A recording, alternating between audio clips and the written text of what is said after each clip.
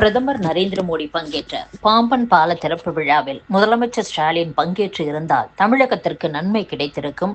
கேலி கிண்டல் செய்யப்படுவதையும் முதல்வர் தவிர்த்திருக்கலாம் என்றும் பரவலாக கூறப்படுகிறது. ராமேஸ்வரம் பாம்பன் புதிய ரயில் பாலத்தை நேற்று முன்தினம் பிரதமர் நரேந்திர மோடி திறந்து வைத்தார்.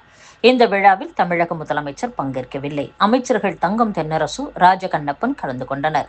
விழாவில் பேசிய பிரதமர் மோடி தமிழக அரசையும் ஆளும் திமுகவினரையும் கேலி கிண்டல் செய்யும் வகையில் பேசினார். தமிழகத்திலிருந்து தமக்கு கடிதம் எழுதுபவர்கள் ஆங்கிலத்தில் கையெழுத்து இடுவதாக அவர் கூறினார்.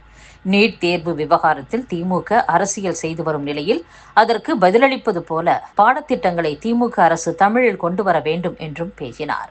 ஒருவேளை விழாவில் முதலமைச்சர் ஸ்டாலின் பங்கேற்று இருந்தால் மேடை நாகரீகம் கருதி பிரதமர் மோடி இப்படி திமுகவினரை கேலியும் கிண்டலுமாக பேசியிருக்க வாய்ப்பு இல்லை என்றே பரவலாக கூறப்படுகிறது.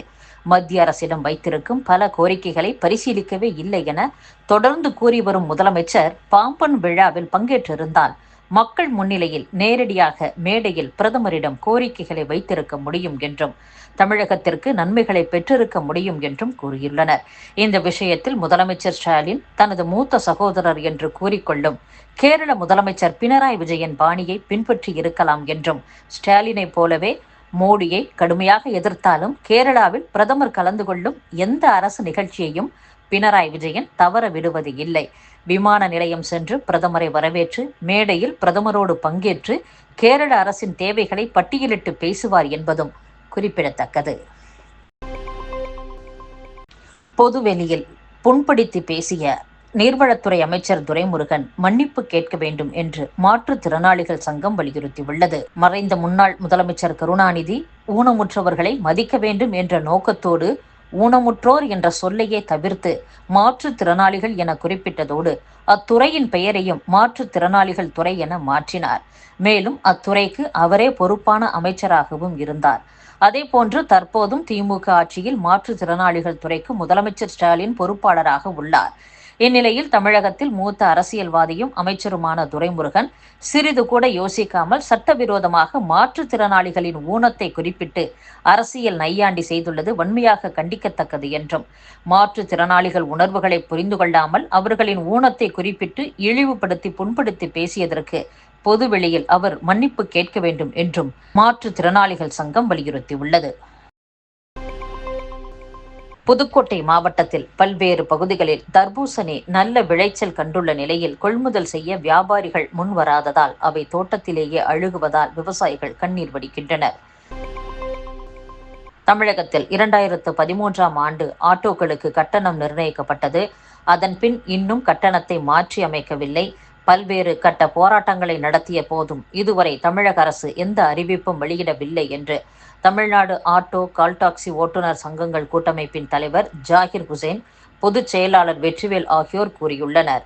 திமுக அரசு அமைந்து 4 ஆண்டுகள் கடந்த நிலையில் ஆட்டோ ஓட்டுநர்களின் எந்த கோரிக்கையையும் நிறைவேற்றவில்லை. போக்குவரத்து துறை மானிய கோரிக்கையின் போது ஆட்டோ மீட்டர் கட்டண உயர்வை அறிவிக்க வேண்டும், மேக்ஸி கேப் வாகனங்களுக்கு சீட் பர்மிட் உயர்த்த வேண்டும், ஓலா, ஊபர், போர்ட்டர் நிறுவனங்களை முறைப்படுத்த வேண்டும் என்ற கோரிக்கைகளை வலியுறுத்தி வரும் 23ஆம் தேதி கோட்டை முற்றுகை போராட்டம் நடத்த உள்ளதாகவும் கூறியுள்ளனர்.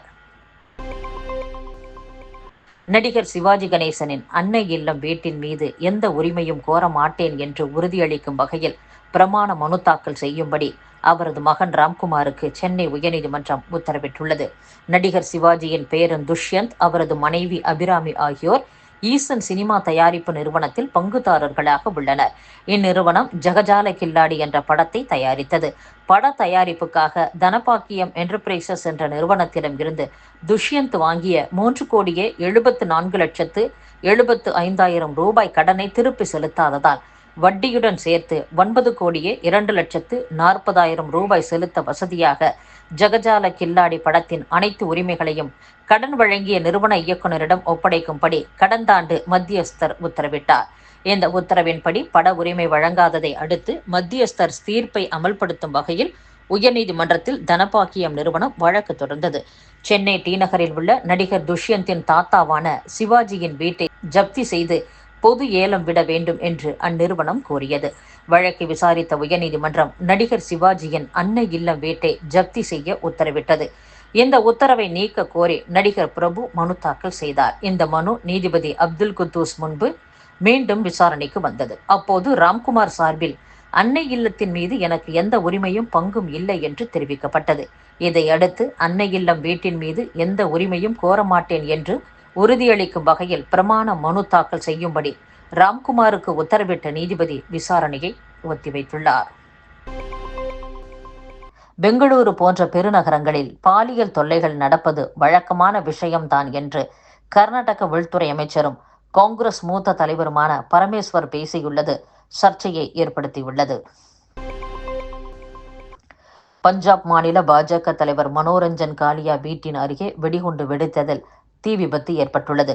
இந்த விபத்தில் நல்வாய்ப்பாக உயிர் சேதம் ஏதும் ஏற்படவில்லை. ஜலந்தரில் உள்ள அவரது வீட்டின் வெளியே நேற்று நள்ளிரவு 1 மணி அளவில் குண்டுவெடிப்பு நிகழ்ந்துள்ளது.